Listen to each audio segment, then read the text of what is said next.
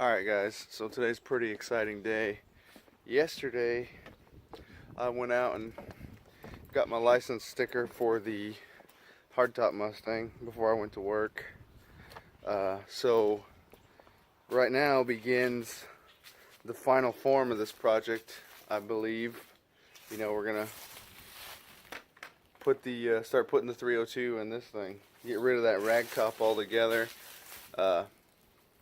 Yeah, that thing's gonna go bye-bye, and we're gonna start putting transmission, engine, everything else in this car and making it ready to drift from there on out. And yeah, pull whatever small things we need from that ragtop. Still got to do the rear end swap, which I think we're probably gonna do that today. After I drive the car to Daniel's, we're gonna pull the 8.8 from under the ragtop and then pull the 7.5, I think it is, from the hardtop and just swap them, because this is open diff on this car and the convertible's got a limited slip. So yeah, but first we got to get this thing started. I had it started the other day with the battery from the Neon. I put it over in there, but I don't really want to have to do that again, so I'm going to try and see if I can't jump it, and we'll see what happens. Alright guys, we got the jumper cables hooked up. Got the Neon running here for a minute, and yeah, you can see this nasty old 2.3 liter that's coming out.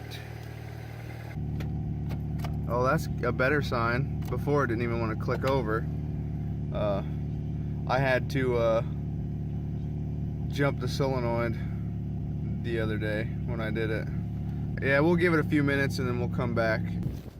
Alright, well, I figure while I'm waiting, I might as well just walk down here and get a soda, since there is a soda machine just a couple blocks away from my house at the post office.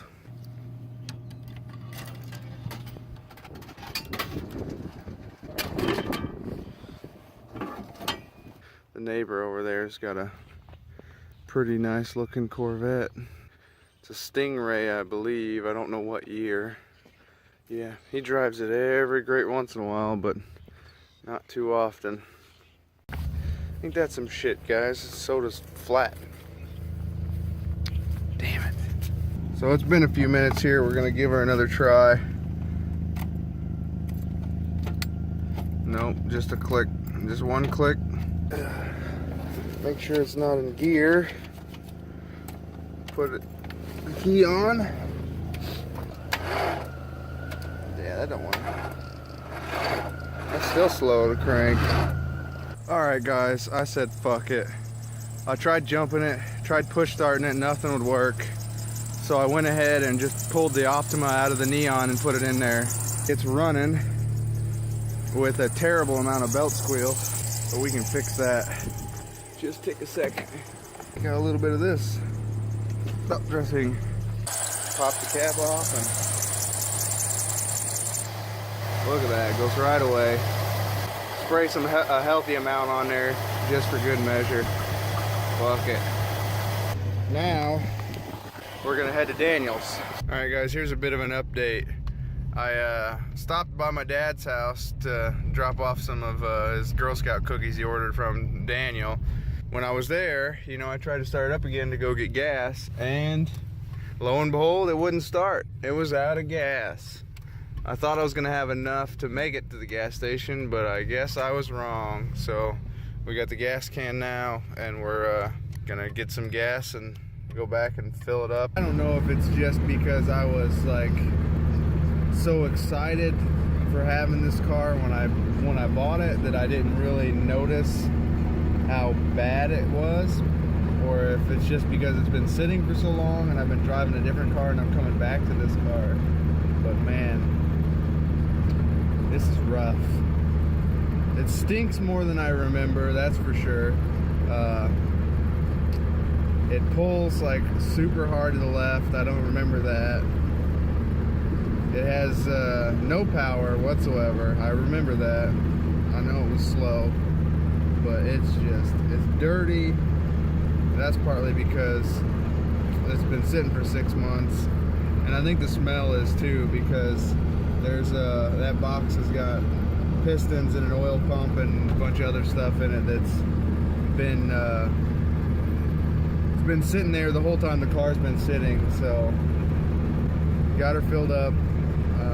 I forgot to air up the tires and they were almost flat, and they're about 9 years old and bald, so that could be an interesting situation.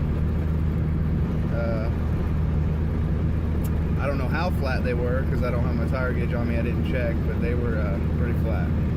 Alright guys, we made it to Daniel's. As you can see, no issues. The tires didn't blow out. Darn. So now I pulled the battery back out, and Daniel's gonna run me over to my house so I can get the neon and come back. Maybe we'll get something started today. All this running around and shit. We'll see. Yep. Alright guys, we're back at Daniel's. It's dark out because we done ding-donged around too much today. And we still haven't started on this, but we're doing it now. We took the wheels off. We got it jacked up. We're getting ready to pull the rear end out. Hopefully it won't take too long. That's the adventure for right now. Hopefully, if anything, we'll get this one out tonight. We're definitely not going to be touching the other car tonight, that's for sure. I think the plan for right now, for this, I believe you only really need to undo that, and that's done. We don't need to worry about taking it off here.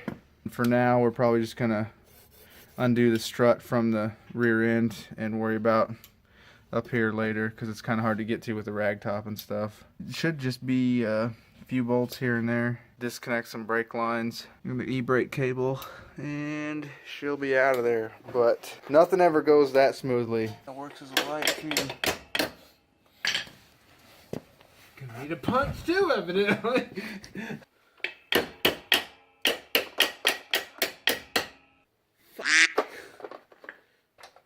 That's probably good there. Maybe. You might be able to just pull it out by hand. Huh, who knew? Alright. 1 second. Holy fuck! Just don't whack me in the head with that. Whacking your head with it? I'll probably do.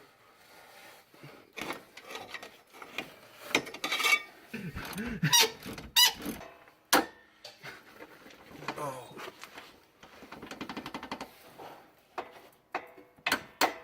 Oh god! I'm sitting here in the way that I can't even. Alright guys, we got it all done, and it's time now to lower this thing. Man, that gas tank is just in the way. You can't hardly see anything with that gas tank in the way. But yeah, only thing really holding it in now is the 2 jacks, so we got to try and lower it down slowly so we can take her out.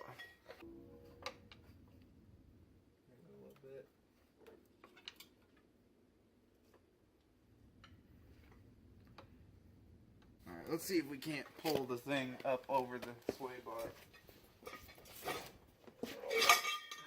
I really don't know how heavy this is. You know, I don't either. Oh fuck! Oh fuck! Hold on. Well, I'm free. I was just kind of stuck on the freaking arm, so get off the jack and get all the way underneath the car. Yeah. Well, we can. I can pull the jack out now. Yeah, I can make it. Never mind. Oh yeah, guys, it's out. All right, guys. So it's the next day. Ran out of space on my phone recording last night, but we didn't really do anything more after we pulled it out. We just kind of set it to the side. And this morning, we're gonna go to the scrapyard again for the early part of the morning, afternoon. We'll be back here probably before 2 o'clock, most likely. And then we're gonna hopefully pull the other rear end out of the other Mustang and swap them.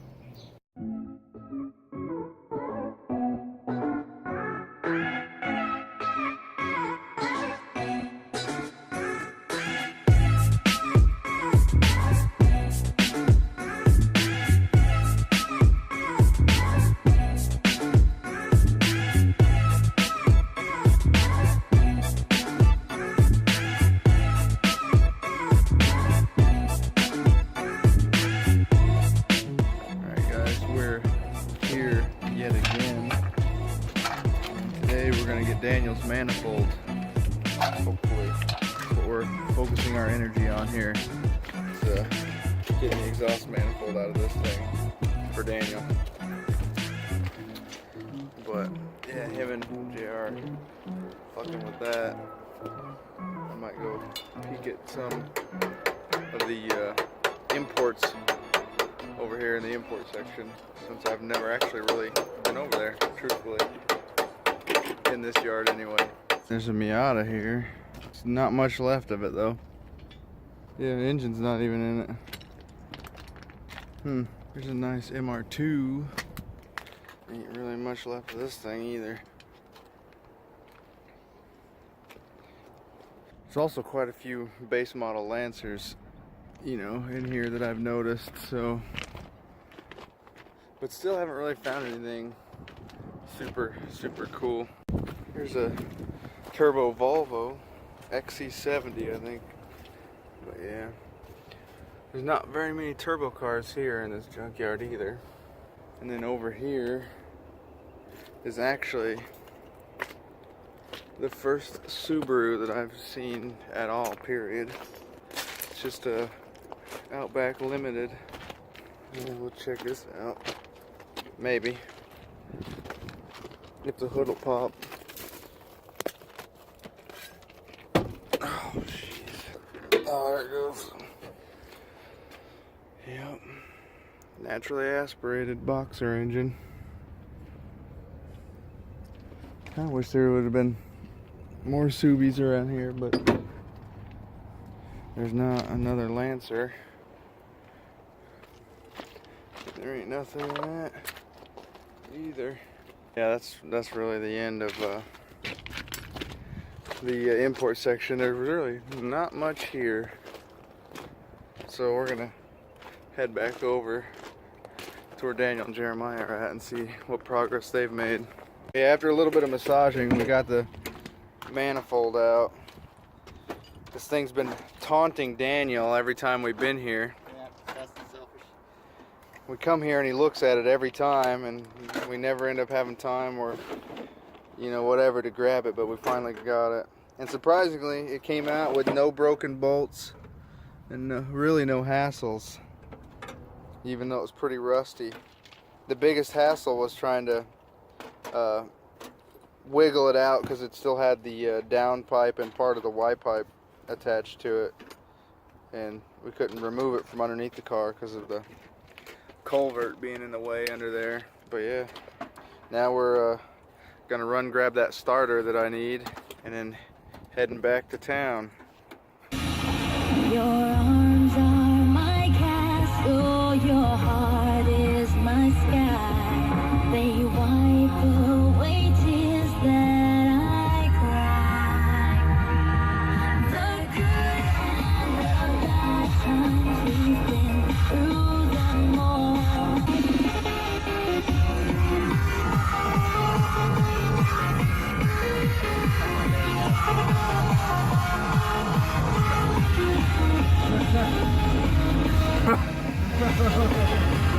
Alright guys, we're back at Daniel's.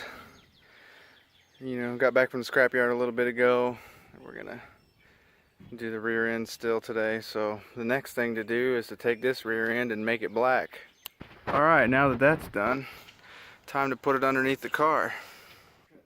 Alright guys, so taking the diff out of the green car, not the diff, but the whole rear end, took way longer than we thought. It just whooped our asses.